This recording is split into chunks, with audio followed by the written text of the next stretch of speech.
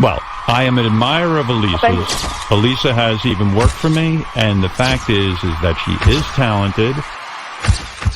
What's they called Kermit and Friends? Kermit and Friends. Kermit. But if Kermit, you're saying like not to do. Yeah, Wait. I actually have watched a few hours of Kermit and Friends. How many hours have you watched, Natalie? Oh, no. Probably indulged in 8 hours. Holy. my wife and I watched Benji's ex-girlfriends or whatever's going on. We watched this crazy podcast, and I have to say, this is one of the probably in the top 5 things I think about right now. She has a podcast, but she gets to come on the radio. It is craziness upon craziness.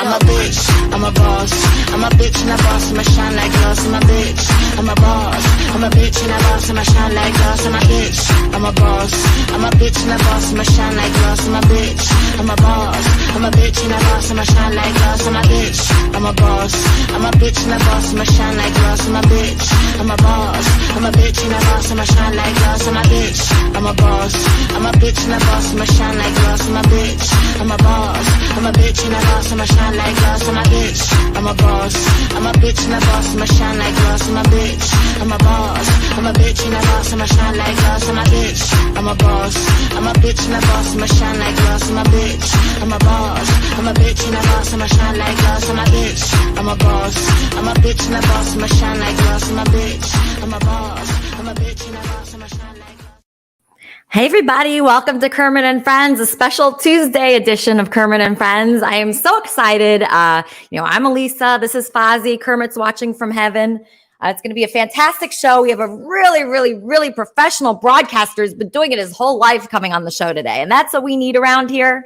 There's a lot of shenanigans that goes on with our group. And I'm just thrilled that, I've been doing this IRL in real life stuff on YouTube like almost every day now. And I'm so excited to share like how I've been doing it because it's transformed my life, you guys. I've met so many people through it.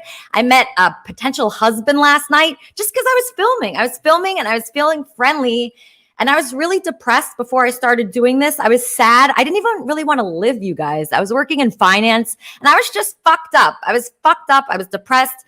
And you guys know that I got bullied out of that job. They bullied me every day there about my relationship. They asked me every day about my relationship, making fun of me, humiliating me. And it felt like I was in like elementary school all over again with people making fun of me. And I just didn't feel like I belonged there.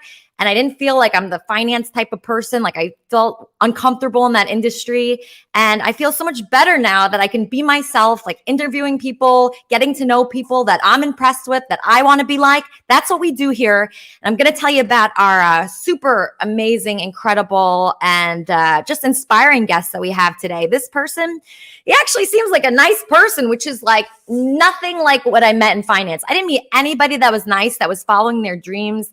And when somebody follows their dreams their whole life, they're a different kind of person, right? They have a different vibe. They have a different energy to them. that's something like I absolutely noticed when somebody is following their dreams and they live on a daily basis like that.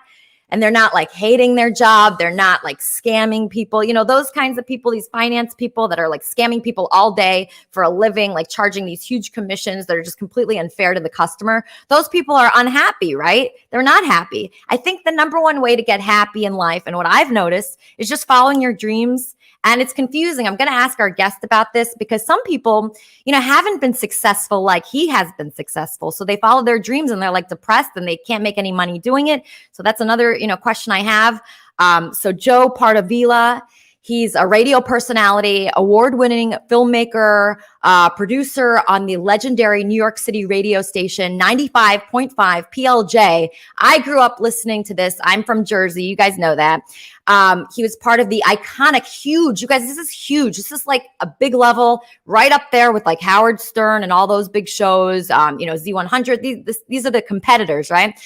He's produced over 10,000 hours of audio content over the course of his career. Produced. So this is a big producer, guys. So be good. No weird calls today.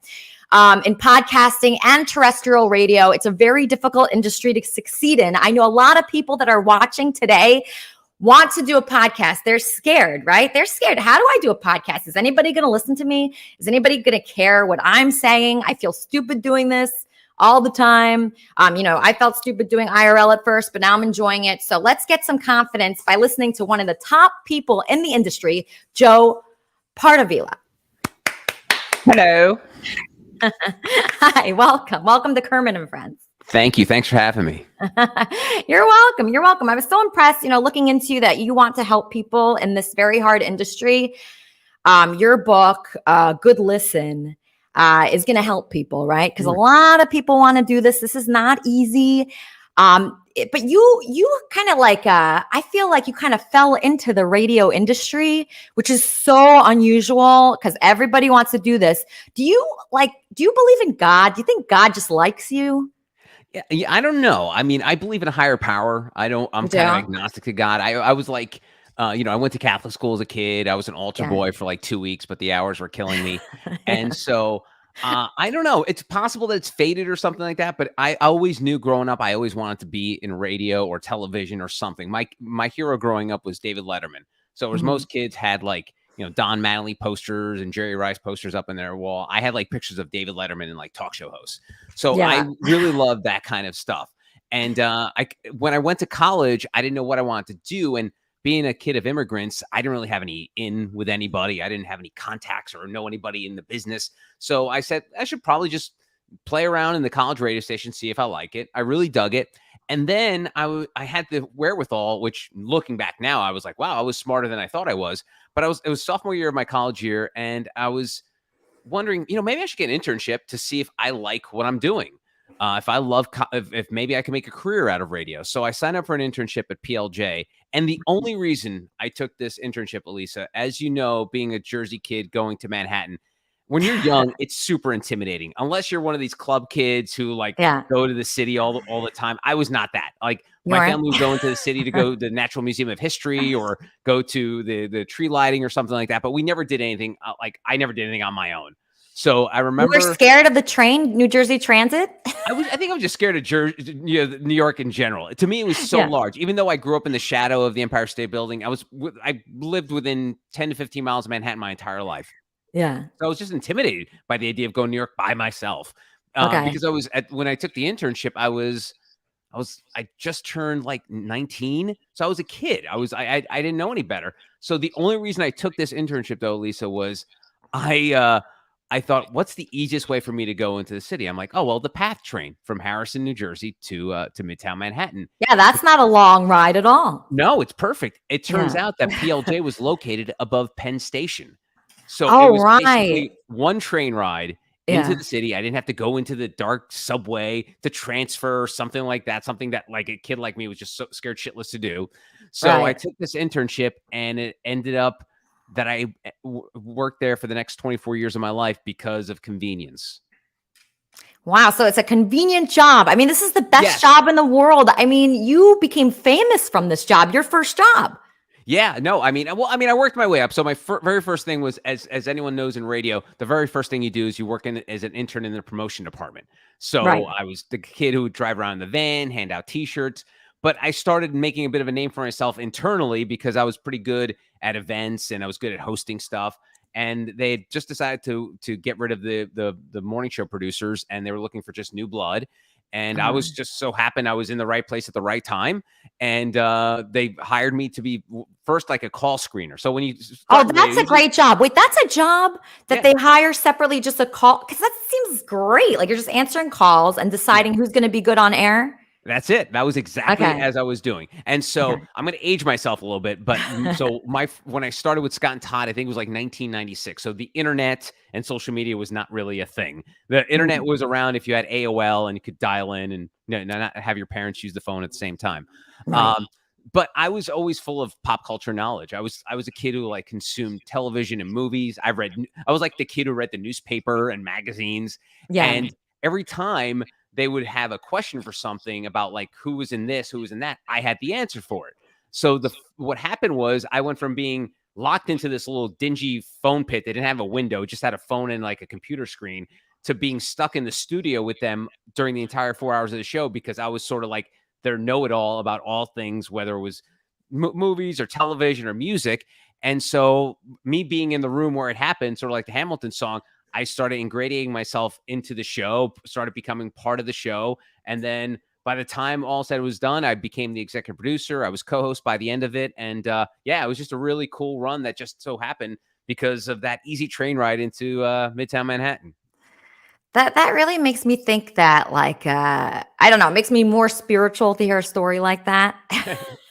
Because it just does, because it's been so smooth for you. And were you intimidated at all being with like the top people in the industry right away? Scared shitless, Elisa. I mean, I remember early on, one of my first jobs was, and back in the old days of radio, we had these huge radio control boards that had like 60 Oh, 1 switches, second, Joe. and Sorry. faders, and it was just a nightmare. But my main job was to make sure all the buttons. Is Joe a Howard Stern fan? Did he ever think about applying for a job there sometime during his radio career? Oh, that's a good question. Are you a fan of Howard Stern, Joe? I definitely was a big fan of Howard Stern. Before I started working with Scott and Todd, I listened to Howard all the time, but unfortunately we were on at the same time. So I couldn't listen to him. Yeah, so you couldn't listen. So you probably never listened to Howard Stern. Not while I was working, but obviously, Howard went viral all the time before viral was a thing. So I always heard clips, or I kept track of what he was doing on a show, and then was as someone who's working in terrestrial radio, I was kind of happy he decided to go to satellite, because like, oh, great, the biggest competitor in town is no longer on FM radio in the morning. So that was a cool thing. Right. And were you kind of hoping to be a co-host the whole time when you were executive producing and doing everything else? So, I kind of was, but the thing was, Elisa, I was paid so well. Really? As an executive producer, like it was a really good paying job.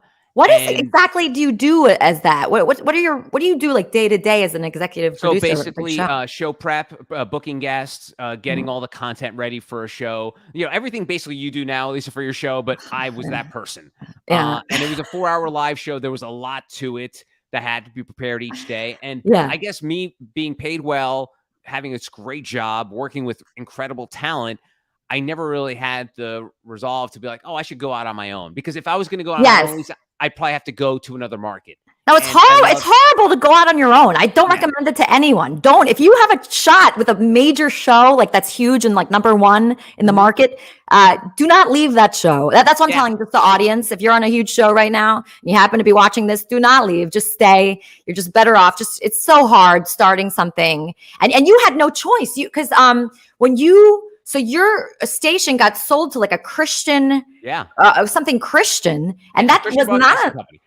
So PLJ, as you know, Lisa was there for 48 something years. I was lucky to be there for half of it. And in 2019, our radio parent company, Cumulus Media, was doing really poorly. And the only way these companies that were basically terrestrial radio companies could make money was to sell radio stations. But most radio station companies weren't buying radio stations in 2018, 2019, 2020, just because they couldn't take any more debt from all these other stations. Right. The only people who were buying radio stations were nonprofits. And the nonprofit that ended up buying PLJ and several other stations from Cumulus Media was EMF, the Education Media Foundation, and they're essentially a Christian rock station or Christian pop music station that works out of California, but they simulcast their radio station to all over the country. And PLJ now, so if you go to 95.5 in New York now, it's playing now Christian pop music. I can't believe that. That's upsetting, right? Are you upset by that? Well, I'll be honest with you. So during those last few years there, it became a bit of a slog. There was a lot of management change, talent change. So it was one of those things where, I mean, going back to what you were talking about earlier, Lisa, about like something fated or by God. I like to joke that I was fired by Jesus because I had a feeling things were going to end eventually. And so why not it be Jesus who fired me? Not like being fired because of performance or the way I was working. It was more of something I had complete and utter zero control over. So I was just like, listen, it is what it is. I was, obviously upset that I didn't have this amazing job where, I was able to interact with thousands and thousands of people. We were in our listening area had 16 million people. We had average of 1 to 2 million a week. So it was pretty amazing. 16 million people know who you are, right? Well, no, I don't know about that, Elisa. No, There's 16 million people in the tri-state area, and we had about 1 million or 2 listeners every week. Okay. So if you have 1 million or 2 listeners every week, so that's 1 million people that probably know who you are, right? Yeah, I guess so. Does that translate when you do your own podcast? Because I know you had a sex podcast, and I was excited. I was excited to learn about that. You had a sex podcast, and you did it for 3 years. Yeah. And so, can you move the 1 million people from the 95.5 to the sex podcast? Not really, because Elisa, the reason I did the podcast was, as you know, with PLJ, we were a family-friendly soccer mom station. So I wanted to get into podcasting because I saw that's how the industry was going. Right. But what I didn't want to do was just do the same shit I was doing every day. I didn't want to do a gossip podcast or relationships or pop culture. I didn't want to do any of that. I wanted to do a format that I could not do in terrestrial radio. So I had met this professor from NYU named Dr. Zhana Vrangelova, and she'd always been interested in doing a podcast. And she asked you to do a podcast? She doesn't. We stopped doing the podcast because she writes and teaches.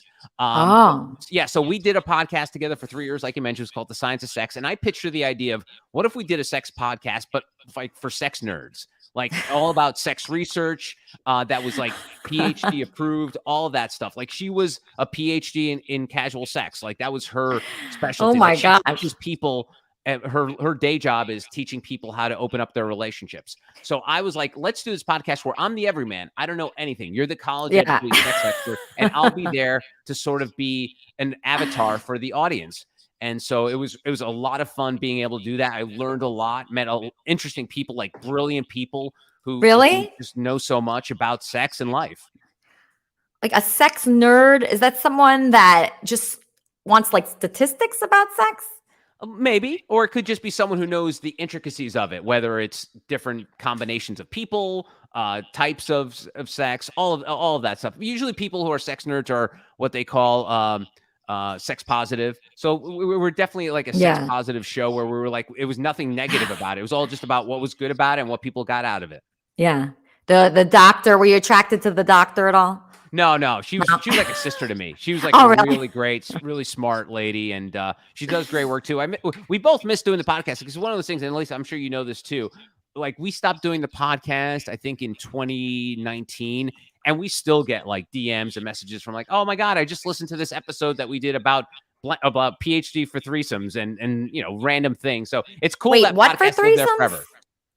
What was the question about threesomes? PhD? We interviewed a professor from the UK who got a PhD in threesomes. Oh, wow. A PhD. Yeah. How do you get a PhD in that? You just have a lot of threesomes? You do the paperwork and all and the research, just like anything else, like you would get a PhD in. And so that was what he got a specialty in. And we did so if you Google PhD in threesomes, this guy will come up. He's from the UK, and probably our episode will pop up too. But yeah, no, it was a really cool and fascinating study.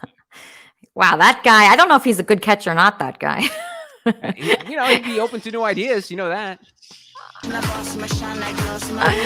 right, we got a donation. Can Joe tell us his Jennifer Aniston story? Oh, okay. Yeah, you have a Jennifer Aniston story. You met Jennifer Aniston at one point? Kind of, sort of. So early in my career, I was sort of the jack of all trades for the morning show. So what we used to do was they used to send me out to like red carpets and track down celebrities and just try to get interviews on the fly. And so Jennifer Aniston was filming her very first feature as a lead in Midtown Manhattan, right across the street from our station. And so we got a call from someone and they said, hey, listen, Jennifer Aniston's right down the street. You should send Monk down there to interview him. That was my air name at the time, Monk. And you should send him down and see if he can get an interview. And they're like, yeah, that's a good idea. Monk, go down there and interview Jennifer Aniston. So I'm like, all right, sure, whatever. So were you scared? Because she's a huge star. I wasn't scared at first, Elisa. I was scared when I got down there and there was no one around her trailer but a very large defensive lineman-sized human being standing around the trailer. Oh no! So she had like security there that wants to they want to keep people like you out. Correct. That's their job. I was this innocent young man, and I didn't know any better. So I go over to the trailer, and he wasn't like a doorman, security guard. Like he wasn't standing right at the trailer door. He was just sort of like wandering. You know, these guys are always keeping a lookout for any kind of strange things happening. So I get really close to the trailer, and all of a sudden he makes a beeline at me. He goes, what do you think you're doing? And so at this point, this is when I get scared. And usually when I get scared, my voice goes up like 10 octaves. And I was like, oh, I'm Monk from 95.5 PLJ. I just want to talk to Jennifer Aniston, just see how she's doing, blah, blah, blah. And the guy's like, no, you're not. And I'm like, oh, but it's okay. We're 95.5 PLJ. We're a radio station. Scott Todd in the morning. I'm sure she's a big fan. He's like, nope, not going to have it. So I walk away. I call upstairs and say, hey, guys, Jennifer Aniston's she's not having this. The security guard's not a fan. So they're like, give it another try. So walk back over there, and he had turned his back, and I get back over there, and he's like, what do you think you're doing? And I'm like, oh, it's no big deal. It's Scott Time in the morning. I'm Monkey Boy. I'm just blah, blah, blah. And the guy's like, no, get the hell out of here. Meanwhile, Jennifer Aniston hears this commotion from her trailer. She pokes her head outside. And mind you, I was like, this was Jennifer Aniston peak Friends fame. They'd just been on the cover of Rolling Stone. They were basically the Beatles of the 90s. She comes out, and at first when I see her, I'm like, oh, wow, that's Jennifer Aniston. And she goes, excuse me, what's going on out there? And then I go into, oh, it's me. I'm 95.5 PLJ. We want to do an interview. Can you talk to us? And she's like, I'm sorry. I got to be on set in a few minutes, but yeah, maybe some other time. So I was like, all right, I think I tried. Like, she shot me down. It wasn't just the security guard shooting me down. Went back up to the station, tail between my legs, and I was like, oh, well, there's that. Minutes later, our receptionist calls the studio, and she goes, hey, guys, there's someone who says they're Jennifer Aniston's assistant, and they say that Jennifer wants to call in and apologize for what happened downstairs. Wow. She felt bad. Yes. So we're like, yeah, you could patch the call through. And Jennifer Aniston calls into the station. We have like this amazing 30-minute discussion. She talks about her dad, who is an actor, her time on Friends, what it's like starting a movie career. It was like the best interview we could have ever happened off the cuff without any preparation or anything like that. And it just turned out that she felt bad for what happened with me and the security guard. So she did an interview with Scott and Todd on the spot.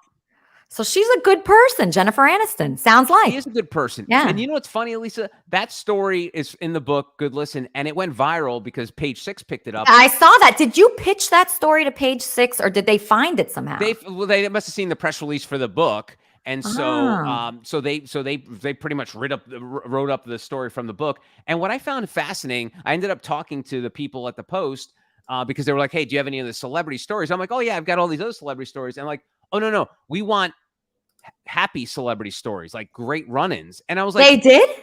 Yeah. What, the press said that? What year? Yes. What year did they ask that? Because they never asked for that. This is apparently the new wave of gossip media in our day that we're living in now. I was shocked. Really? My whole life, I was getting, high off TMZ, Britney stories, and like, yeah, exactly. They want to see you when you're down, not when you're up. But not anymore. Times have changed. Really? Yeah. The media. And if you I'm notice, shocked. That's why I'm not in the news anymore. I just figured it out, Joe. I was in the news all the time with my, fiance, Andy Dick. Now I'm never in the news. And maybe this is why. Oh, I was shocked at this because my whole life was always about negative stories about celebrities and what they're, celebrities behaving badly. I was in shock, and it turns out that that's all they want now. Right now, because maybe it's post-pandemic, things have changed. I'm telling you, just flip through your favorite gossip site or feed, and you'll notice a majority of the stories, unless it's someone who's like, Adam Levine, sexting. It's bad with him right now, Joe. It's very, very bad. I can't believe what's going on with Adam Levine. Outside of that, though, Elisa, you'll see most of the stories are all like great celebrity interactions with fans or something they've done nice.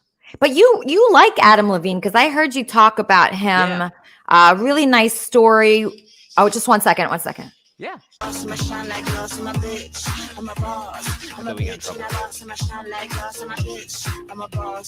Do you know you made the news for tweeting about Taco Bell's Mexican pizza? Who made the news about that? You did, Joe? Yeah. I didn't even know. I only noticed this afterwards when I started getting these random like likes and retweets. But I'm not a big. I consume Twitter. I love Twitter. It's my favorite social media, but I will post a tweet every once in a while. So a few weeks ago, they announced that Taco Bell was bringing back the Mexican pizza. And so I was like, I'm not a comedy writer, but I basically said something like, hey guys, heard Mexican pizza is back. Life is turning a corner. And something as simple as that. It was like, okay, Mexican pizza is a sign of like good things to come. And apparently like a couple of news outlets picked it up and shared it. And I was like, isn't that so fun though when that happens? It's so fun. And like then you tweet, you try to get more. It's usually the thing you do that you're not even the proudest about. Like, that's true. Yeah, stupid. Like, you do so many jokes and then they pick like your least favorite. Exactly. I'm telling you, listen, 9 out of 10 times of like any time I've gone quote unquote viral or the press has picked up, I was like, really? That's what they like. Even from the book, like there's some like other stories that you mentioned. There's other stories in the book where I was like, oh, this will be something that the press will eat up, and they're like, no, we like the story about Jennifer Aniston being nice to you. So it's like, okay, I guess I don't know. Is it hard to come up? But hold on, I'm just getting a caller. Yes, Kermit and Friends on a Tuesday. How can I help you? Hey, Elise, big fan of Joe. Love Joe. Been listening to him since I was a kid. Joe, are you single? No, I'm not. Happily married, but thank you for asking. He's not. I'm sorry, Noodles. Bad news. I'm sorry. Oh. Well, anyway, listen, I want Elise, a great show. This guy's a great guest. He's a good guest. Yeah, he's very good. Yeah, he's a great guest. I don't know if he knows this. Does he know TJ the DJ? Yeah, isn't he from Z100? Z100, do you know that? Yeah, DJ? yeah. I think I might have met him once or twice. Here's a funny thing, Elisa, because we were so cordoned off in the morning show. Yeah, we didn't really hang out with other people. I get it. I told why would you hang out with like people that are on other stations? Aren't you against those people? Exactly. Usually? I mean, He's not gonna like that guy. Noodles. I would meet these people in places and say, if it was like a radio event, but never really intimately got to know a lot of people outside. I'm trying to bully him back onto the show. I used to beat that kid up every day in high school. Oh, you did? You were a bully in high school? That's not good, Noodles. So that's not a DJ's bully. That's not a good thing. You should never be a bully. But he's good in adulthood, though. This guy Noodles, he's a very nice caller. You should apologize if you bullied him in high school. You should still apologize. Some people did apologize to me, actually. Oh, nice. Thank you, Noodles. Thank you. Love you. Yeah. So, in high school, I got like really bullied bad, terribly. I was not popular. I was not cool at all. And actually, I mean, there's good and bad. But when I got on the Howard Stern show, people started writing to me, apologizing for bullying me. So it's good, but it's not that great because, it's just because they wanted to know something or, ask another question. But yeah, just apologize. I think if you bullied, were you a bully in high school, Joe? Or I was the bully. I was the fat kid in school. So you were fat? I was the fat kid in school. I didn't really grow out of my baby fat until I was like 18. Yeah, no, I was. Wow. I had a tough childhood when it comes to bullies. Oh my gosh. Wait, Good Listen, Creating Memorable Conversations in Business and Life. Oh, this is available on Amazon. What is this? Okay. Yeah, Leaf King is plugging my book. Oh, okay. So that's the book. Okay. So yes, anybody that wants to buy the book, obviously buy the book. We all need help. Everybody's doing a podcast, right? Yeah. And we want to make our podcast good. How do you do that, Joe? Come on. That's the big question. Absolutely. And I will say, when I originally had this idea to write this book, Elisa, I didn't want to write it as a how to podcast book. Oh, you didn't? I didn't. Yeah, because I'm not My thing is I wanted to share my experiences and how my experience helped me and how my experiences could possibly help you. So my intention was, obviously I have this experience in radio and podcasting. So all of the lessons that I learned were in this medium of audio, but they could also help people in real life. So that was my big thing. I wanted to write a book that if you were into podcasting, you're into doing stuff like we're doing, Elisa, it's great for you. But if you're not into that, it could be a book that could be helpful for you, whether it comes to having meetings at work or meeting people in real life. Because that's tough too. Like any work environment is very difficult. It's like, do you be fake all day? How do you communicate with people you don't like? Do you ever have that problem? Did you like everybody at that radio station? They seem pretty nice, actually. No, I liked everyone. But my thing is, at least I come from a place of curiosity. So whether you like a person, love a person, loathe a person, you really should be curious about other people. And I think that's the problem with what's going on in our very polarized world. Everyone's sort of like hemming and hawing at each other, but no one really cares to think why that person thinks that way. And then we get siloed off and we talk into our echo chambers. So you don't have to like a person to have a conversation with them. You could be curious. You could be like, in a way, subliminally trying to figure out why you don't like that person when you have a conversation. So I think that curiosity piece is a big thing. Obviously, that drives you. You wouldn't do a podcast or a YouTube show, Lisa, if you weren't curious about what other people were thinking. And I think if we all carried that with us, I think the world would be a little better place, because we'd all of a sudden understand, what it's like to be that person. Why is that person thinking those crazy things? As opposed to being like, that person's a nut job. I don't want to talk to them. Right. Okay. So when you don't like somebody a lot, right? So you should try to get to know that person more, because there's a lot of people involved, like with my podcast, actually. It's weird because like I love doing this, but then some people come on the podcast and they don't like me, but they want to be involved every week. It's very confusing, actually. But so those people, you think I should get to know those people more? Because like if they're being dicks and being hurtful or being inappropriate, that's different. That's completely different. Okay. I'm just talking about like people that may rub you the wrong way. Okay. I moved down to Charleston, South Carolina a couple of years ago. And we were living in this apartment complex, and I'm a card-carrying liberal from New Jersey. So as most liberals, you look down upon like, people who don't believe what you believe. So I was in this complex where we're living, and this guy was driving around in this big red pickup truck with the QAnon symbols all over it, like the QAnon like acronym on the front grill of the car. And so me, as a person I just described, I'd be like, this person's a nut job. Why does he believe in QAnon? Blah, blah, blah. I could have that attitude. But I ran into the dude at the pool of our complex, and he could not have been the nicest person. He was so sweet. Yeah? We were talking about like bullshit stuff that people talk about in life, but not talking about politics. We talked about barbecuing, our families and such. But if I didn't have that curiosity piece where I was like, hey, what's this guy all about? I could just easily been like, I'm not sitting anywhere near that guy at the pool. I'm just going to avoid that guy. But just being curious to find out who this person was. Maybe if we had more conversations, I'd find out more about why he believes these certain things. But at that point, it wasn't necessary. We were having this really nice conversation with two guys just hanging out, and that was it. But again, the problem with people today is they don't want to have that conversation. They see someone different, they stay away from that person.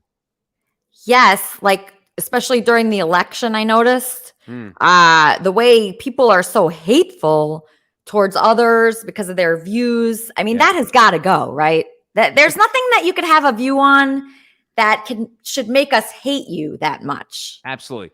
Bill Maher has the perfect line, and this is great for this discussion. He goes, you can hate Donald Trump, but you can't hate the people who like Donald Trump. Like, it's okay. Right. Okay, that is a good point. I think that's so. the problem. Yeah. Because people set up these lines in the sand. They're like, okay, that person likes Trump, so I'm not going to like that person. How do you know that? Don't like Donald Trump. That's cool, but you don't have to not like this person. But could you? So I did notice that a lot of people are like, racist and like bigots. Yeah. That like Donald Trump. That is something I did notice. I mean, so can I like somebody that's like a racist bigot? Should I look past the racist? You think? Yeah, you don't have to. No, because if like I said, we talked earlier, if it's something that this person is so vitriolic or just not a nice person, there's no need to engage with that person. But there's no need also to ignore that person. Like if you happen to run into a person who happens to be, and just so you know, I'm a Democrat. I mean, racism is not just a Republican conservative. I did notice it though. I'm sorry, I couldn't help but notice it. It's just, and I have to point it out. I mean, it's just something that I saw. I used to work in a Republican company, and the people that we would sell to were all racist, and they would say, the N word. Yeah. And FAGGOT. And it was killing me, Joe. It was killing. I'm just getting a caller from another country. I think I should take this call. Yes, Kermit and Friends. How are you talking, Lisa? Are you live? I'm live, yeah, because I got this great guest. He's a longtime radio guy, really nice guy. He has a book out about podcasting. I know you're a podcaster, Jimmy. So do you have a question for him? I would be interested. I'll be interested in him. Yes. Definitely. And I'm not joking there, Lisa. I've just started a show. Oh, you're on a show. I had 2 little sips in a sensible mood without being too fucked up and silly. You're in a sensual mood? Is that what you said? I'm in a like sort of talkative, sensible mood. Okay, can you not call in when you're in a sensual mood, but call in when you have a question for the guest? That'd be much better, right? I mean, unless this is a sex podcast. I mean, it was like Joe's podcast, but what do you want me to talk about? We're talking about racism there, which, everybody's the same color. Everybody lives on the planet Earth. Nobody's different from anybody else. We've all got the same skin, flesh, and blood. Yeah. No, I'm not racist. You misunderstood me if you thought I was racist. I'm not racist. I just noticed that. I know you're not. Yeah. I know you're not, Lisa. You welcome everybody up and all this stuff, no matter where they come from. Yeah. Yeah. Okay. All right. Thank you, Jimmy. Thank you for your call. You're a nice guy. I need a call screener. I really do. That is somebody that I do need. It's hard to get a call screener for a podcast. I know you work day to day now, like in a podcast, some kind of podcast company. Yeah.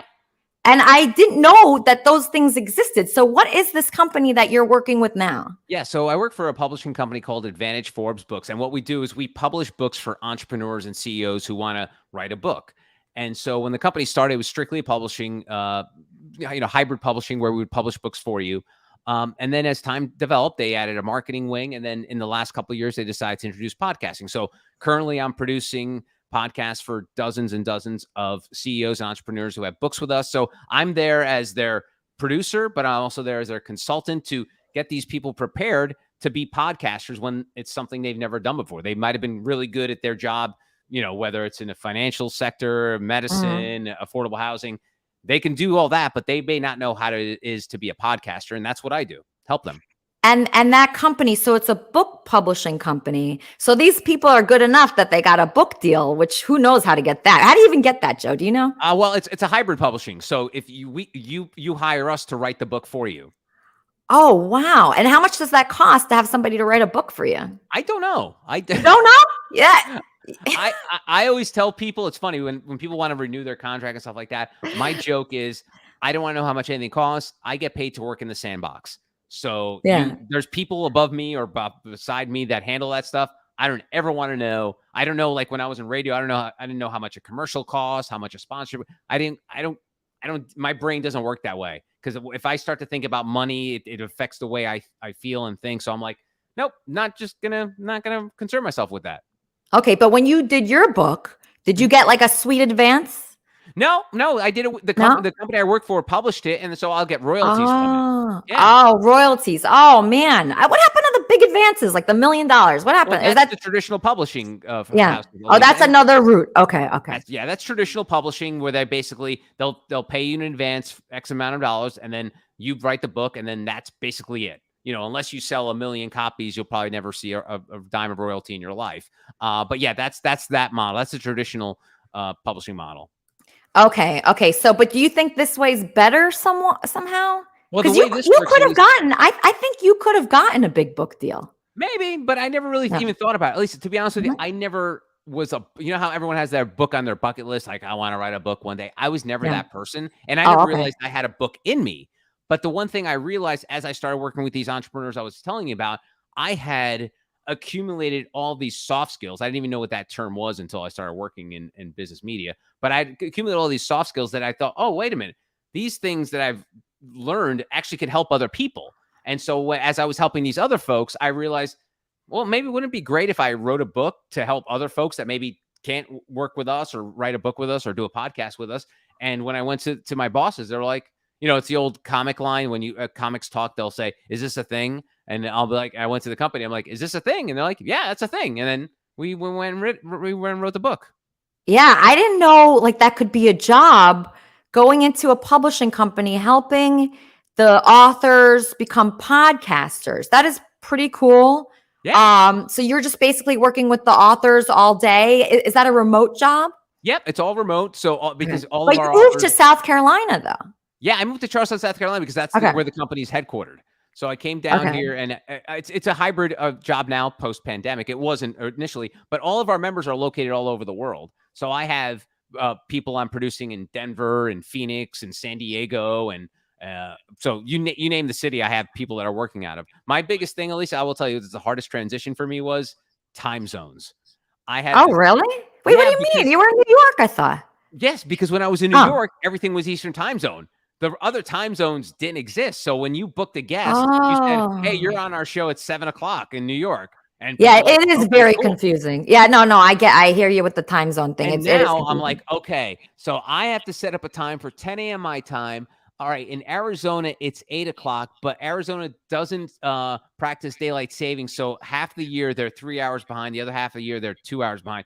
It was all very confusing for me. Yeah, no, there's a lot of things that are very hard about this that people might not realize that are just watching. First of all, getting guests, it's I can't even begin to tell you, what that's like. I actually have. I know it's hard to believe I do have people doing it, but yeah, that's the time zone issue. I mean, there's a lot of really hard making it good. That's the first thing. That's the first thing. How do you make it good? It just has to. You have to be inspired to do it, right? I think the way to make anything good is you come from like good intentions, right? So what am I trying to share here? Am I trying to help people? Am I just looking to make money off this? Is it all for me, or am I trying to give the world something? And when I think of all the people that I really like listening to, like I love Esther Hicks and I love Oprah, and I think about those people, right? I'm like, oh, those people actually really helped me in my life. So I think the people I'm biggest fans of are people that have helped me, that my life changed because of them. So you just have to figure out a way to change people's lives and make them better. How the hell you do that? What do you think, Joe? Absolutely. I will say, to your guest point, any podcast or person who works in radio will know this, that the guest booking process is without a doubt the hardest part of that. It's a horrible, awful process. And this is why, Joe, for me. Yeah. So I don't like to reach out to people. Like everybody reaches out to the same comedians, the same, actors, like Andy Dick, right? Like he's my friend. Everybody reaches out to him to be on a podcast. So it's like, I don't want to reach out to people like that. I want to reach out to people that are like, I can help somehow. I don't want to reach out to people where like I'm just benefiting. They don't get anything out of it. That doesn't make me feel good, even though that is the radio way and that is the podcast way. How do you feel about that? Like when you're reaching out to people for your authors and the people you're reaching out to are not going to benefit whatsoever. If it's a very small podcast, like what will they really get out of it? Absolutely. I mean, obviously, the one thing I tell a lot of our folks is because they're niche. They're very niche in terms of what they're talking about. Yes. So to me, it's really more about the networking opportunities. Yes. You've probably heard the joke that one podcast is equal to 5 first dates. So that's beautiful. Absolutely. And actually, I'd rather meet friends through this than any other way. Yeah. No, because think about it. What other time of your life, living in 2022, do you have a 1 hour uninterrupted conversation with another human being who's nobody talks to anybody? Nobody talks to anyone. No one. They're looking at their phones, checking email, checking text. Nobody's looking at it. If you go to a restaurant, there's no conversation. I remember, when I me and Andy, when we would go to a restaurant, we would look at the other people there and they're not having fun. They're just staring at us actually. But, they're not having fun. Nobody's having fun. Nobody's talking. It's hard to have a good conversation and not everybody's good at it. I could tell you the last, few people I've dated, very weak conversational skills. And I consider myself like a top tier conversationalist. And I want to meet other people like that. And it's tough out there, man. When I make friends, I want a good conversationalist. That's like my number one priority. Well, I will tell you, Elisa, the reason I called the book Good Listen, because it has double meanings, create a good listen. It's good to listen. But the best way to have a conversation is to listen. Folks that are not good listeners, they're not going to be great at conversations. And when I say folks who are not good listeners, I mean like people who are like extroverts and type A personalities. When you have that kind of person trying to have a conversation, not listening, it's basically not a conversation. It's two people talking. You need to have a conversation where people are listening and reacting. That's why when I run into someone who's like an introvert or someone who's shy, they'll be like, I can't be good at conversations because I'm shy. I'm like, no, you should be great at conversations because you're shy, because you are willing to listen and let the other person speak. And then if that other person sparks something in you, then you speak. And that's the way everyone should handle a conversation, whether they're a type A personality or they're an introvert. If you're listening to what the other person's saying, that's how you create those magic moments in conversations, because you're listening to the other person, not waiting for that other person to finish speaking, waiting for silence, and then you say your bit. That's not a conversation. So listen more, probably. See, it's hard for us like chatty Cathys out there. Yeah, it's hard. It is, at least it's harder, but I will say that you will get more out of other people if you just listen. And I'm not saying that you don't dominate a conversation, because that's probably your personality. You're going to dominate a conversation. But if you're not getting anything else from the other person, what's the point? You can just turn that camera off, turn the mic off, and just talk to yourself all day, but you're not going to get anything out of it. It's when you have these connections with other people, that's how you develop real, it's that secret sauce, that magic, that chemistry that you get, that alchemy when you have a conversation with somebody else. Oh, I love that. Yeah, I guess you can be a better friend, a better, girlfriend, boyfriend, whatever, a better human if you do listen more. Okay, let's practice this on this last question before I let you go. Here's Jimmy Rizzo's back. Jimmy, we're going to try to listen to you, okay, buddy? Yeah, I just want to say something to Joe there. I think he's a really nice guy. And I always get on with people in New York. And like podcasting, I used to be into that around about 2003. I used to use Sam Broadcaster, if you remember that program. Mm-hmm. And I used to do radio online, but hardly anybody used to listen to it. I used to have a great website and everything like that. But I love radio, but obviously I'm a ham operator as well. I'm an amateur radio, but podcasting and playing music to people and chatting to people is like a dream job, wouldn't it? Yeah. It's like a dream job to have, isn't it? Because I love to talk to people, Joe, just like you. Yeah, one of the great things about having a morning show, Jimmy, in New York was we would play the latest Taylor Swift song, and then out of that, we'd talk about what's going on in our lives, what's going on in the world. It's this great mix. Yeah. But I will say the reason why a lot of those morning shows are going the way of the dodo bird, Jimmy, is the fact that people don't want both of those things at the same time anymore. You're seeing that people want one of two things. They want conversation or they want music. And they're not getting their music from the radio station. That's why radio listenership is going down. It's because why am I going to listen to commercials and people yak about what's going on in their life if I can just go to Spotify or Apple Music or any one of the thousands of music platforms to get that? But if you want a good conversation, that's why podcasting has taken off. If you want just to talk, you get that from podcasting. And you really don't get that from radio unless you're listening to your local AM talk show. And most of that's very politics driven. So you have to go to podcasting to get these really enriching conversations. That does sound true. Okay, this is a great caller. Gonzo. Yes, Gonzo, Kermit and Friends. How can I help you? Hey, Lisa, this is actually Jimmy Rizzo's translator. Okay. He just said you guys are having a great show. Thank you, Jimmy Rizzo's translator. That's a nice call. All right, what a doll. Okay, now I have this guy who I have no idea who this is. Grimmy. Hey, Grimmy. Hi, I'm Sammy, Bo, and Andy. Okay. Hi. Well, nice to meet you. I just wanted to meet the famous Alyssa Jordana. It's Elisa, but yes, nice to meet you. We're on with Joe. Have you been listening to what we've been talking about? I kind of just got here, so I kind of have an idea. You were talking about commercials and stuff like that. I'm a little late to the show. I do apologize. That's okay. I didn't miss anything, Jimmy. I do agree with Joe about the commercials and the stuff like that, because that's the one thing I disliked about television and I disliked about listening to radios. It's like, God damn, I got to listen to this shit. Man, I don't want to hear about this fucking political bullshit. I don't want to fucking hear about, the commercials. I don't want to hear that stuff. You know, I'm trying to have a good time and rock out and enjoy a movie or a TV show. And then I got to listen to some commercial that goes by that might be political that fucking puts me in a shitty mood. And now I can't enjoy my fucking show no more. Yeah. Yeah, I think people agree with you. Grim, is it Grimmy? I go by Grimmy. I go by Sammy Boandy. I go by a lot of names. Just out of curiosity, how did you find out about this show? You can thank your wonderful friend Noodles. Oh, Noodles. Wow. PR person. Now, I have a question I want to ask you. You like people with unique skills, right? Yeah, of course. I can swallow kibasas and hot dogs. Would you like that on a live show sometime? Yeah, do you have one on hand?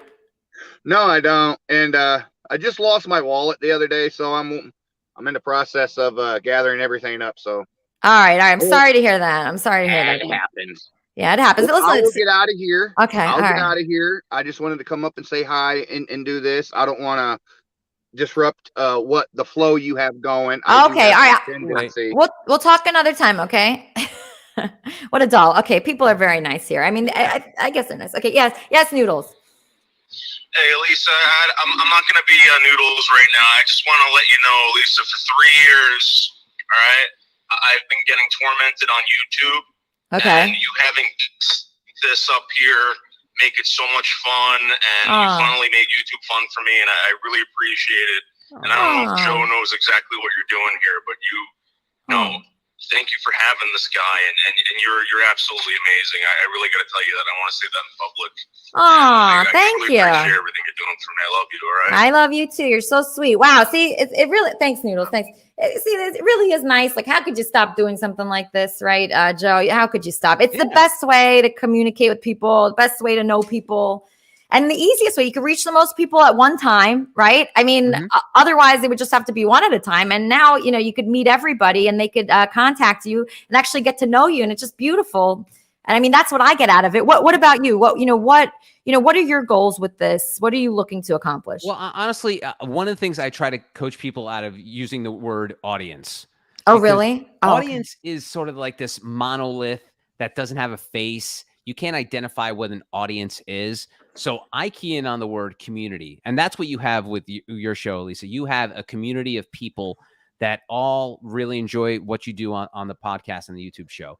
So when I talk to people about when it comes to how do I build my audience, I'm like, don't worry about your audience. Build that community, because that will then grow into an audience. So you can't think of things in such a whole finite way. We're like, oh, I've got to get 1 million downloads. I've got to get 10,000 downloads. No, start with the people that love what you do, and then plant that seed and watch it grow. And if it doesn't grow, then you've got this really cool community of people that you connect with and enjoy what you do. You may not be able to get rich off it, but you will be able to enjoy the fruits of that and build connections with folks, meet people, and then grow this little pack that you have. And that's what people should be doing when they're doing a podcast. Don't think about big picture. Can I retire off this? Can I make a living off this?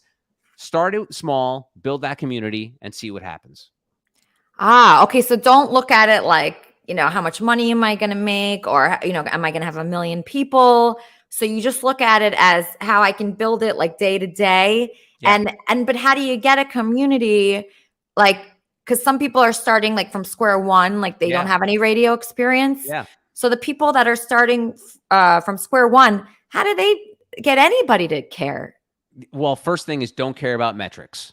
Do not worry about, just do a show, promote it, be on social media, go into a Facebook group, go into a Reddit group, do it that way organically, because the only way podcasts grow is through word of mouth. There is no magic bullet. The first question I get from clients is like, so I've got this podcast. How do I get more listeners? And the joke I usually say is, if you want to build an audience, you steal an audience. So that means people on your show who have a pretty big following or are famous or even in the niche that you're in are famous in that niche. That's how you do that. But again, the rest of the stuff is just like grinding it out and doing it and enjoying it. If you don't enjoy it, who cares if you have 10,000 listeners or 10? Like, if it's no fun, what's the point? Hey, you got to make it fun for yourself. If you're having fun, the people foremost, you have to enjoy it, because no one's going to enjoy something you're not enjoying. So if you're not doing that, the rest of it means absolutely nothing. And then if you keep just doing it and doing it, I mean, Joe Rogan's a perfect example. Say what you will about the guy, but he didn't sign a $100 million deal from Spotify because he decided to do a podcast. He did that because he did 900 episodes of a podcast and then was able to plateau, to reach this level that no one else has ever seen before. So why do you think he's been able to reach that level? Because, well, first and foremost, he's a great podcast host. Like, he's really talented. He's good at conversations, but he just kept doing it. He did 2 or 3 episodes a week. He just grinded it out. And that's why I tell people it's a very cliche term, but when you're doing podcasting, it's a marathon, not a sprint. So you just keep, if you're enjoying doing it, you just keep doing it, and then things will happen one way or the other. Either you get 0 listeners or you gain some. But it's just like any form of entertainment, Elisa. Podcasting is no different from a TV show or movie or piece of art. If people don't want that thing, it's like, it's consumerism, it's capitalism. If people don't want that thing, then, you know, you could stop doing it. But if you don't care, if people want this thing, you just do it. You just enjoy yourself. Right. Just do it. Enjoy yourself. Don't worry too much. But Joe Rogan, like, he must have been worried a little bit. I mean, he must have been veering in a direction or knowing a little bit.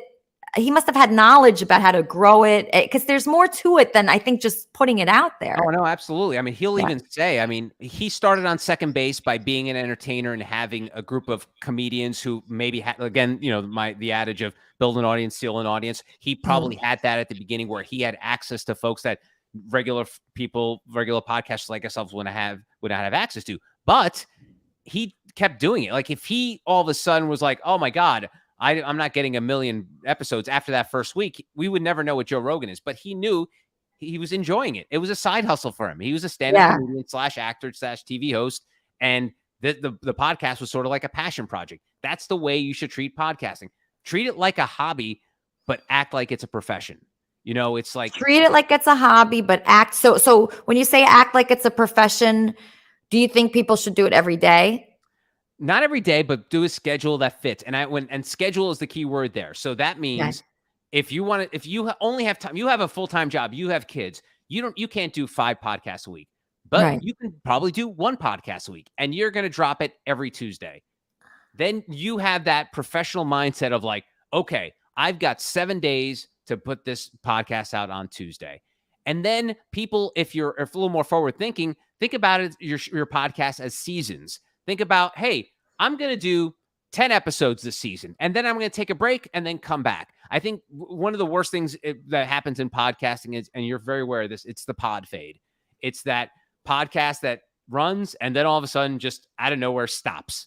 That's called a pod fade. What does that mean? I don't know what that means. It means that the show just fades out into oblivion, that there's no finality to it. It just stops publishing. That's what's called pod fade. Oh, I never heard that term before. Oh, yeah. It's basically if you zip through a podcast feed and all of a sudden you'll see there was like 23 episodes, but then there wasn't an episode in 2 years. That's a pod fade. Unless it was like people that quit, you mean? Yeah. Oh, people that quit. Like, okay, yeah. I mean, you think about quitting all the time, of course. Of course. But the thing is, what the pod fade means, like, it just fades into oblivion. So, and that's what happens with people doing podcasts. But people do that because of the stress of, oh my God, I got to do an episode every week. I got to do 2 episodes every week. I know. You don't have to do that. You don't have to do it. So what do you do? What are you doing currently with your podcasting? Well, with my podcast, it's weekly because of the job I have. But for people who I say are just starting out, treat your show like a TV show where it's 12 episode seasons, where, say, in October, I'm going to start a new season of 12 new episodes. And then come December, like, all right, cool, I'm taking off for the holidays. The new season starts in January. Boom. That's a great mindset, because then you can work in advance, bank a bunch of episodes during your break, and then you're refreshed and energized for that new season. And it gives, again, the schedule component. It gives you a schedule, and it gives your audience a schedule. Like, oh, okay, cool. Elisa's taking the summer off, but she's going to be back in September. All right, here come new episodes of Elisa's show on YouTube. That is a big component. It's the expectations. Your expectations and the people that are listening are expectations of when that show is going to come out. Okay. All right. So I think that's good advice. So everybody take Joe's advice, obviously. Okay, don't take my advice. I'm just saying this is what I've learned, and if you could learn from it, cool. If not, you could think I'm just some jabroni who doesn't always talk about. That's cool too. But I'm just speaking from experience. I think it sounds right. I mean, to take a little break once in a while. The only fear is that you wouldn't come back. Where do people hear you now? Because I know you must have some kind of podcast right now. Yeah. So I'm currently hosting the Forbes Books podcast. So if you're into entrepreneurship and Forbes Books, it's the Forbes Books podcast, available obviously on all podcast platforms. And I interview entrepreneurs, CEOs. I just interviewed this lady. You're gonna love this, Elisa. Yeah, she is. I don't want to give too much away, but she was very successful in finance, multiple entrepreneur. She is now selling an American whiskey bottle, MSRP $1,500. That's how much the whiskey bought. Oh, 1 second. Hold on 1 second.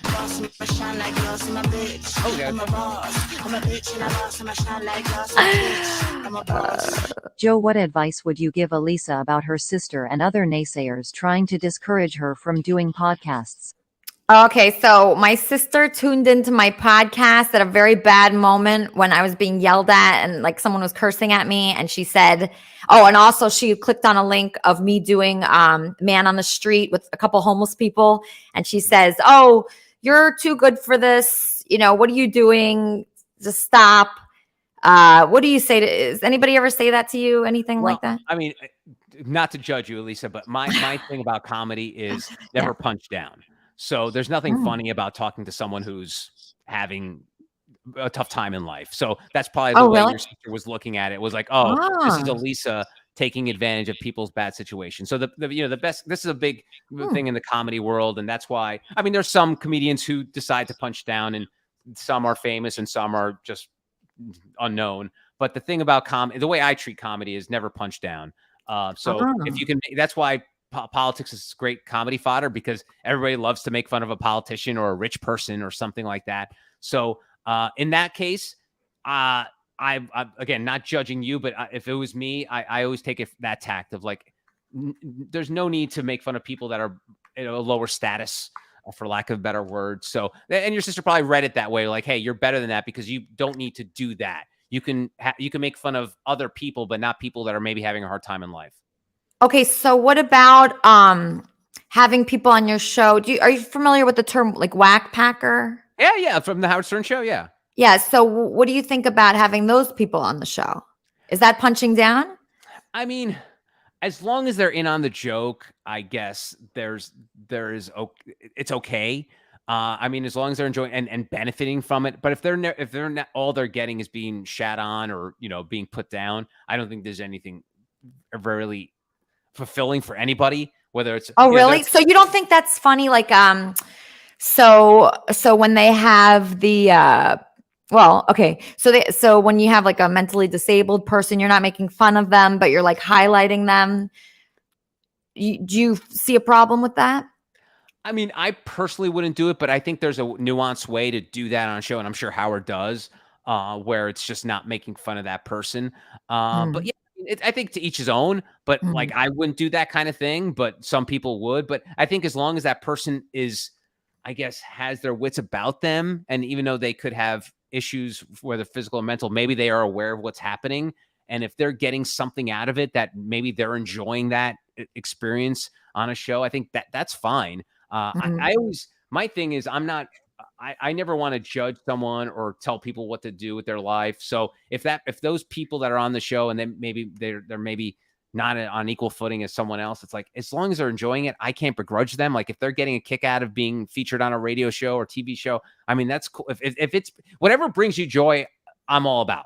So if that brings joy to the host or to the guest, cool. That's fine. I mean, whatever makes you happy. I'm never one to take anything away from joy for people that, there's people arguing about gun control. If having a gun makes you happy, cool, go have a gun. You know what I mean? So I know that's kind of a random example, but like people get joy in different ways. So if they're getting joy from that experience, it's good on you. Okay. All right. So what you're saying is, okay. So like when you're doing a comedy bit, you have a very I guess like highbrow way of doing it. So how do you do it? How do you put your bits together?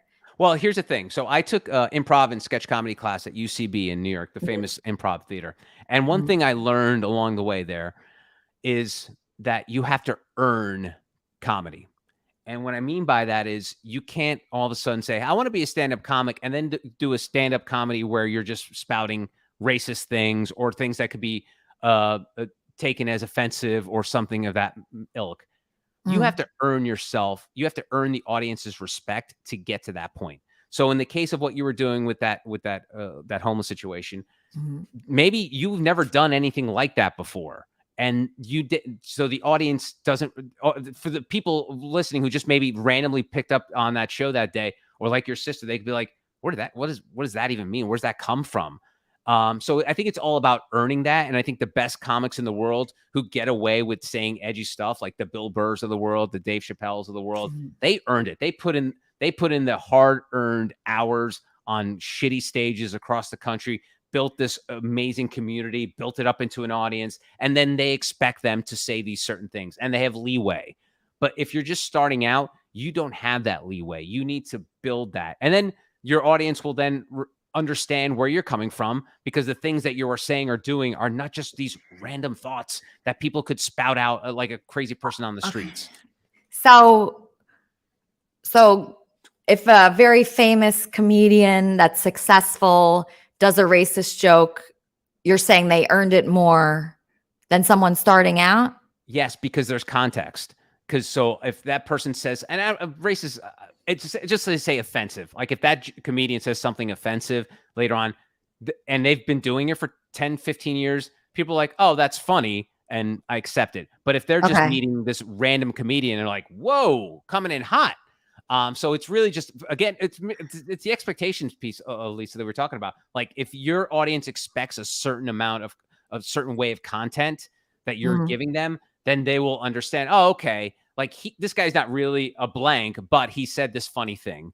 So I think that's very important. I think that's why, like the Howard Sterns of the world, I mean, even though he's kind of changed his ways a little bit, he's not as, as edgy as he used to be, but he earned that. Like he earned that from like working his way up from shitty little radio stations to becoming this legendary personality. It didn't just happen overnight. And that's why you see like a lot of Howard Stern wannabes flame out so quickly, because they never earned that. They were just like, oh, Howard Stern did this bit, so I can do that bit.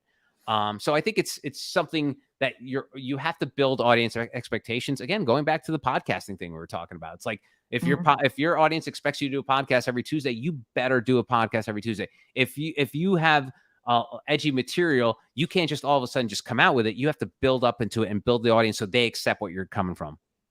Okay, I have a fabulous clip of you. Oh no. It's one of the best clips I've ever seen of anyone. It's the one that you emailed me. Do you want to introduce this a little bit? Oh God, I hope not. No, you're not showing my YouTube. You don't want, why? You sent it to me. I'm crying. It's great. Yeah, so on the last day of PLJ, it was May 30th of 2019. They let us basically do whatever we wanted. So all past radio personalities from PLJ came on the air, and during our last morning show, we basically talked to the audience for the 4 hours, but then at the end of the show, we all finished up with our final thoughts. Yeah. And so I didn't know what I was going to say. You didn't? No, I had no idea, because I didn't really want to plan out like a speech. Really? That wasn't like pre-written or anything. You spoke from you were so emotional. I couldn't believe I'd never seen someone like this. It was so amazing. It was the best radio I think I've ever seen. And I've seen a lot. This is incredible. Everybody check this out. This is just, you really love this job. That's what this shows. This is how much somebody can love a job. And I just was so touched by this. And you're really like free flowing with emotions. And that's such a nice quality to see. Are you an easy crier? No, that's the thing. No? I do not cry at anything, and I will say I love that job a lot, Lisa, but I think the reason I was so emotional was I knew I couldn't do that job without the people in my life. And all I can think about is all the struggles.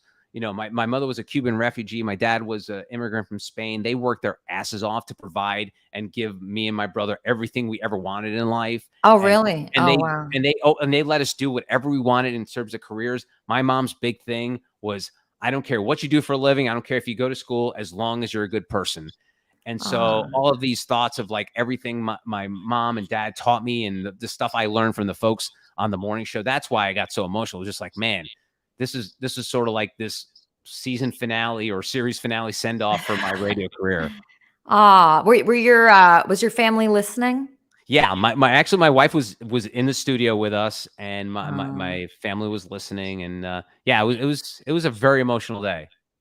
All right, everybody check this out. Joe being very emotional on his last day. I just want to say I'm probably the luckiest guy in the history of broadcasting. I didn't know what I wanted to do when I was growing up. I knew I wanted to be in show business. I was growing up like where people loved like Don Mattingly and Darryl Strawberry. Like David Letterman was my hero. I always wanted to be in show business somehow. But I'm from a family of immigrants. My mom, a Cuban refugee. My dad from Spain, and they came here with basically nothing and raised two boys to live out their dreams. And I went to William Patterson College and fell in love with radio. And I said, you know what, it'd be fun if I did an internship. And my mom's favorite radio station was PLJ.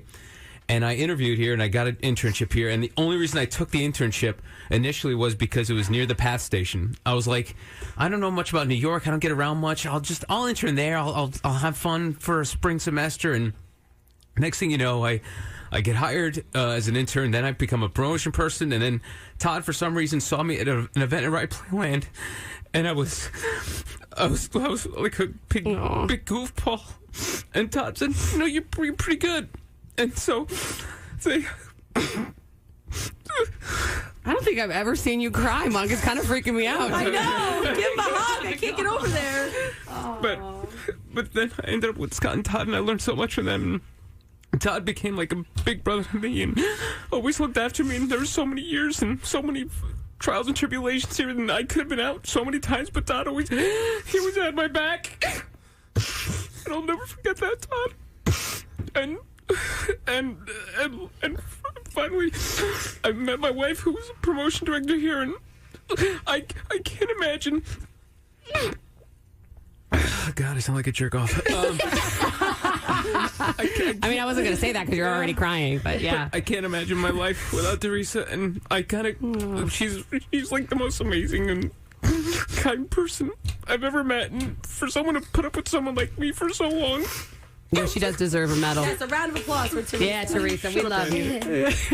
I'm just so thankful, and I love so much, and I love all you so much, and I just want to thank the station for giving me like the best 24 years of my life, and who knows what's going to happen, but I just know that I'm just the luckiest bastard from Jersey, so thank you very much for all you guys. Oh, Monk, we love you. Monk, we love you.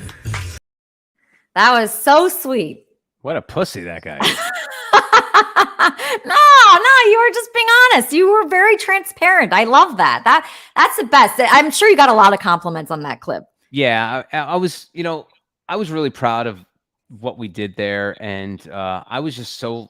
I mean, I've told you this. I said it there. I was just so fortunate. Who knows where my career would be if I didn't sign up for that internship? What I'd be doing, and I was just so happy that I had the opportunity to do it, and I obviously was good at it, or I wouldn't have lasted so long. But we all need that opportunity, and I got it and took advantage of it and just ran with it. So when you have that opportunity, you just got to go for it. Absolutely. Okay. So if people want to reach you for help or for anything, podcasting advice or crying, or they want to cry with you, how do they reach you? Yeah, I mean, I'm mostly active on Twitter and Instagram at Joe Pardavila. So JOE Pardavila, Pardavila. If you Google me, my book will probably come up. It's called Good Listen. It's available on Amazon, Barnes & Noble, wherever you get your books. There's the soft cover, there's a ebook, and there's an audiobook available too. So whichever way you take in your books, you can get it. Okay. And was this okay as a podcast? Yes, it was excellent. It was some amazing guests along the way. I mean, we met Jimmy and Grimmy, and it was a blast. I want to say, I know you want to get rid of me here, but I will say the first time I ended up in the newspaper was because of Kermit the Frog. What? Yeah. So what do you mean? In 1980, I was in first grade at St. Paul's School in Jersey City. And the news had just broke that the Muppet Show was being canceled. And so my class decided to write a petition to bring back the Muppet Show.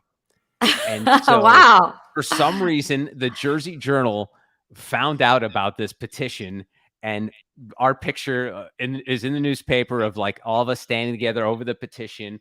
But it was the first time it was ever in any kind of media. It was because of this Muppet Show petition that we had signed. Wow. It's kind of Look funny at that, that. Kermit and Friends, but I just wanted to bring that up because it was like very random that like of all the things that I could have just, been connected with like this Kermit connection here. So thank you very much for having me. Like, I'm always on the other side of things. So anytime anyone wants me on the show, I'm always appreciative and honored. So thank you for the opportunity to talk to you. So I really appreciate it. Yeah. And just curious, like you said, you're not available Sundays. I was just wondering why. Is that a football thing? It's my day. Sunday's my wow. So I call my slouch day. And so I've been doing this since I was a child. So on Sundays, I basically don't go online. All I do is I sit, watch football games for 12 hours, watch my New York Jets lose every week. But yeah, Sunday's my slouch day. It's my day to disconnect and refresh and just do nothing but just chill out and just, have fun.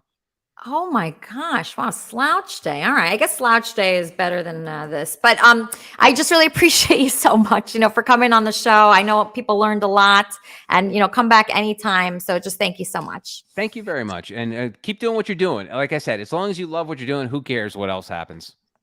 Oh, so sweet. Love that guy. Thank you, Joe. Thank you everybody for calling in today. I know it was a surprise podcast. Nobody knew it was coming.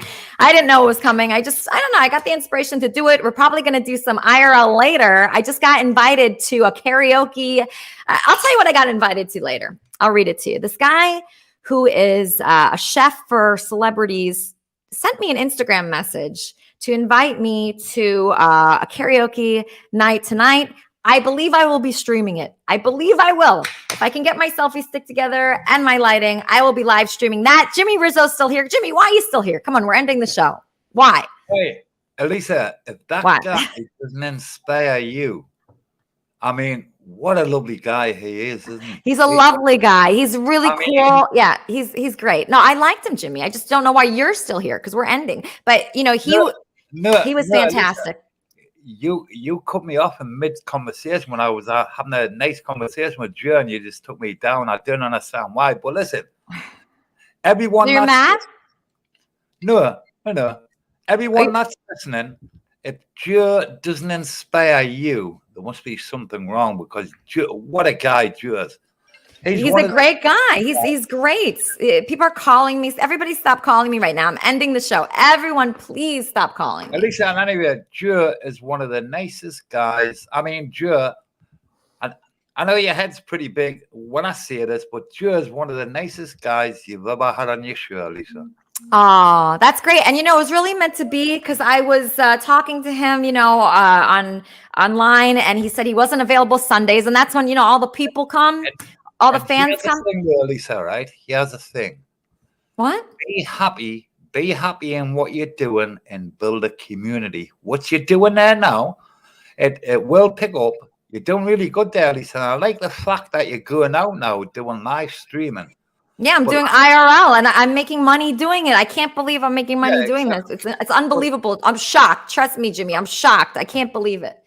So as well, I'll give you a little tip, right? The secret about live IRL and going out is talking to people because you don't know what's going to happen. People like the interaction with other people. I know I do that. Haven't you watched? I've been doing that constantly. And also I met this dog. Here, I'll show you this dog that I met. I think you're going to like this dog. Hold on one second. Let me just bring this up. I met a cool dog. Look. Yeah. This dog is like literally up my butt humping me, like having sex with me. This dog. Oh, Jesus Christ. Yeah, I met a dog. I met so many people. Yeah. I had such a great time. Jesus Christ. Yeah. Lisa? So that was Carol's house. So I was at Carol's house and this dog kept humping me and chasing. You like Carol? Carol looks a little bit older than me. She looks as if she's maybe, I think she's in her 80s because she did say her age, didn't she? I think she's great. She loves live streaming. So it's been terrific. Thank you, Charmin. Yeah, this is a terrific community. So the plan is I'm going to do my show, every Sunday at 11, but also I'm going to do IRL during the week so people can enjoy that. And Jimmy, if you'd like to be a part of this, I love that. And you enjoyed our guest today, Joe. I knew he would inspire people. What? Elisa, that was brilliant what he said. But remember, the trick is be happy in what you're doing. Have a community, what you've got there now. And the next thing is going out and interacting with people and tell people where you are, where they can get in touch with you. And you build a community that way as well, meeting people on the street. Yeah, absolutely. Anyway, Lisa, this is one of the best shows you've ever done. This show? Wow, thank you. Thank you, Jimmy. Oh, you're so sweet. I just love you. All right, thank you. Please come back to this. Thank you, Lisa. Excuse me? I said thank you. Oh, yeah, you're welcome. And in honor of Joe, I think I'm going to play Andy's song, celebrating Charleston, South Carolina. This is a beautiful song. And we'll see you next week. Actually, sorry, not next week. It's Tuesday. I'll see you later on IRL and on Sunday on Kermit and Friends. Are you ready?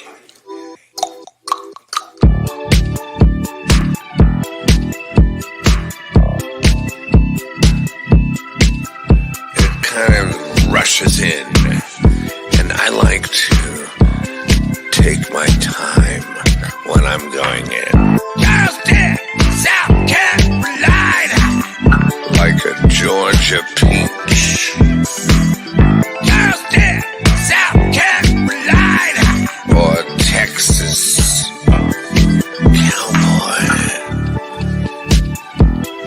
Either way, I like to go in fast and real Southern. 'Cause I was born in Charleston.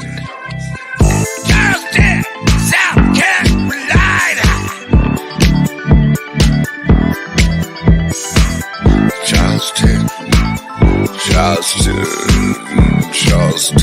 South Carolina. 56, still raking up dicks. That's not really a sentence. Doesn't make sense. I think I meant to say letting them suck my dicks. No, that doesn't make sense either. What I meant to say is I'm 56 and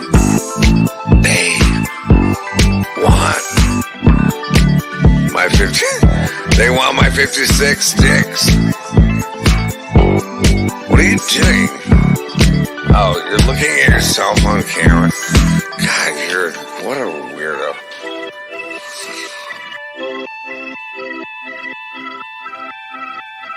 Charleston, South Carolina.